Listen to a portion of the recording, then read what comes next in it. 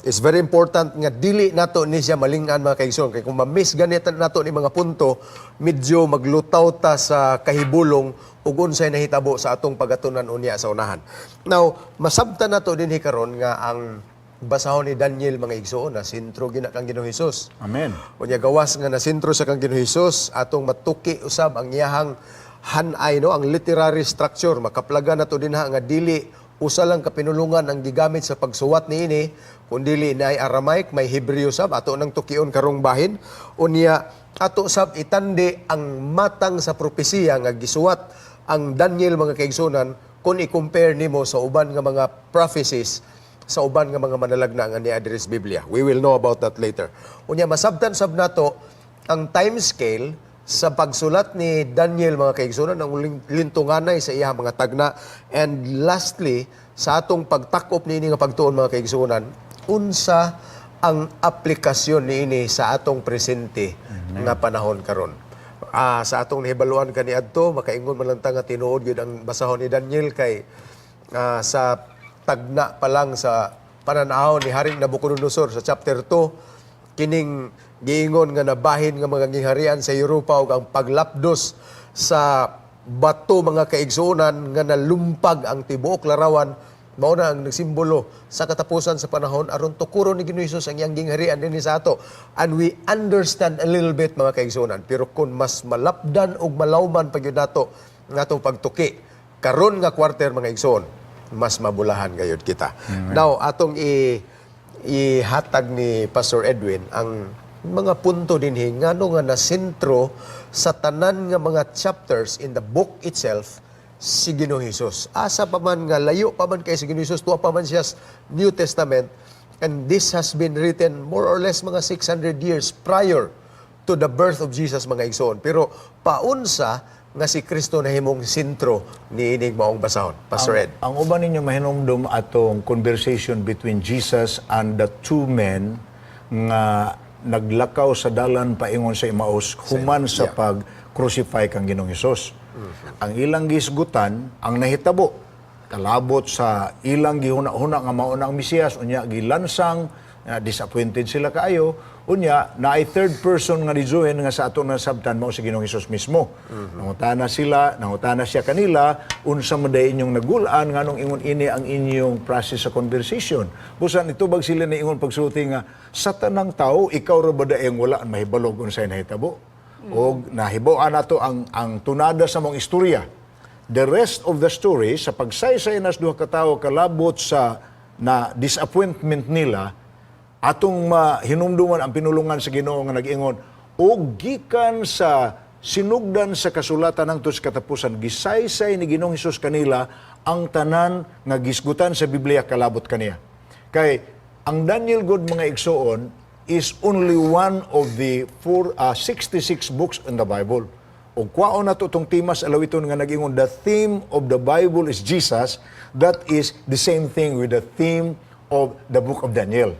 Ang tema gyud sa Biblia, nagsaysay mo sa usa ka manluluwas.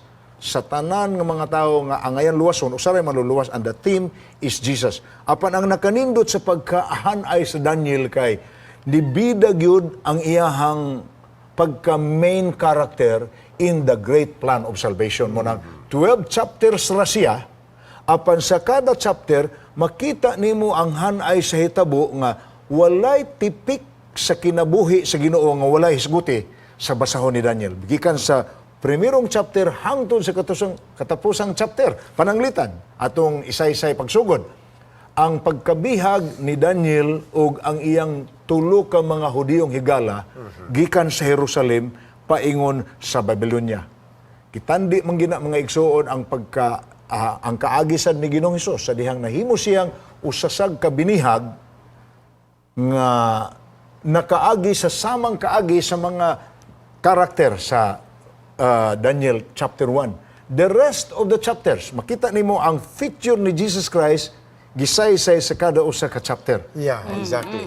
Now, nahisgutan na ni Pastor Edwin nga sa first chapter, ang kaagi ni Daniel ug sa iyang mga higala nga gibihag, maupod ang simbolism mga kaigsuonan sa kaagi ni Ginoong Hesus nga nakatilaw siya kalisod in a foreign land. This is not his own hometown. Pero naggituyo gid niya mga kaigsunan tungod og alang sa kaayuhan sa iyang mga katawhan nga nasinati niya kini. Ang ilang pagsulay kaniadto natilawan ni Ginoong Hesus later sa iyahang pag-abot dinhi sa yuta mga kaigsunan, and Jesus became the perfect example alang kanatong tanan. Now, moving on to chapter 2, samot na gyud.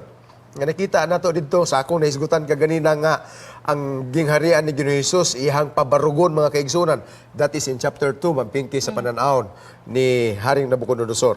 Now, in chapter 3, nasamot pa gyud, Pastor Ed, nga gisunog sila dito sa horno, and the fourth person nga nakikauban was no one else but the Son of God, which was Jesus. Pastor Ed, can you speak something about this? Ang akong balik ko na kog jutay ang chapter 2 bitaw. Yes, yes. Kung tanawon gyud nato, ang ni-prevail sa huna-huna sa mga tao atong panahon na, ang nidominar man nga gingharian, which was Babylon, which was entirely the contrast of where they grow up ang Jerusalem. Muna nga sa Bible, na ang komparasyon sa duha ka syudad, ang Jerusalem o ang Babylonia. Sa ato pa, o sa ato pa ning espirituhanon nga kahimtang karon, gikan sa iya sa Ginoo, paingon sa iyas kalibutan o iyas kaaway sa Ginoo. So, makita nato diha ang Daniel 2 sa mga igsoon ning prevail yun nga in the long run.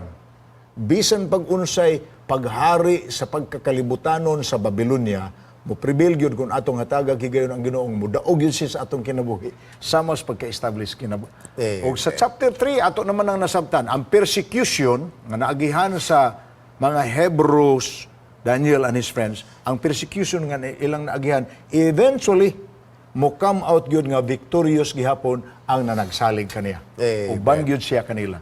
Kuan pastor ba kanang kung wala ning libro sa Daniel murag magsawom gyud ta sa walay kahibalo kun ug sa naligo pa nagsawom ta sa lubog kay mga kaigsuonan wala tay preview unsa ang mahitabo sa atong kapanahonan karon kay pareha sa kingdom sa Roma nga bisan sa iyang figura sa image the longest reigning empire na sa panahon nila. Unya magunahon na ang mga Roman sa una nga sila na gyud ang katapusan sa mga ang gingharian. Pero gipasabot sa libro ni Daniel nga human ana mupulihan na pud og laing napulo ka gingharian unya sa panahon ni ana mupuli na ang gingharian ni Ginoong Hesus nga mao gid atong pinaka-climax sa atong pag-alagad karon. Amen. So dako kita og gikuhaan sa atong paglao mga kaigsunan. Niinig yung basahon ni Daniel. Gani, di na lang nato ni sinsilyohon tanan, kamo na lang mo diskubre mga kaigsunan ang kung asa nga bahin sa matag kapitulo nga mulutaw ang karakter ni Jesus diha mga kaigsunan. Gani, in passing, chapter 9 in the book of Daniel specifically points sa panahon nga si Ginoong Hesus bautismohan, gilansang, unya specific yung kay mga kaigsoon, makaingon yung ka nga kung ang tanang mga tao kaniadtos panahon sa mga Hudiyo are very keen only in looking at the book of Daniel as part of their study from the Old Testament, makaingon gid sila nga, wow, mao na gid ini ang katumanan. Pero the only thing is, murag preoccupied sa sila, Pastor Ed, sa ilahang panahon nga sa kataas manggod pod sa daghang mga imperyo nga nagulipon nila, dili spiritual nga deliverance ang ilang gipangayo mga kaigsoon, kundi one that was very political. Muna nga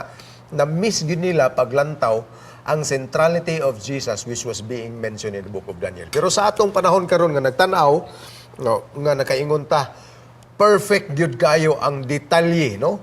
Gibautismuhan, gipatay, tunga-tunga sa semana, unya 1 week is being given for God's people. So kini nga mga timeline mga kaigsunan is more than proof enough nga ang saysay nga nahitabo sa kalibutan are just but fulfillments of the prophecies in the book of Daniel mga igsoon. Pastor Ed. Ingon nga andam sa inyo huna-huna, padung pamanta didto, moabot na ta sa chapter 9 unya, in some future Sabbath or weeks, makita ninyo nga ang chapter 9, which was actually a prophecy describing in detail sa nangahitabo kang Ginoong Hesus. Butang ginasama sa gisgutan ni Pastor Hisbon kaganina nga kung nagtuon lang yun ang mga Hudiyo, wala untay Hudiyo nga dili mo dawat sa pagkamesiyas ni Kristo. Amen. Muna nga, actually, inyo nang matunan later, makakita mo nga, there was actually a history among the Jews kung ila bang dawaton ang Daniel nga authentic biblical book or not. But again, we are pointing to the fact nga naapoy propesiya, naara po sa Daniel, sa gitagal sa Ginoo nga panahon para sa mga Hudyo. Maabot man taon niya anak po na ng 70-week prophecy ang 490 years nga. Gitagal po sa Ginoo yun. Gidescribe niya nga hangtod kanusa ang pagkapinili nga katawhan sa Hudyo. Yeah. Niya pa man ta sa introductory nga part, munang akong giingon nga ayaw gid ninyong i-miss ang pagtuon sa leksyon, either sa inyong personal devotion as individual church members or sa inyong family worship, because it's like missing a very important food that can help the vitality of our spiritual growth. Don't miss it. I would encourage you to do that.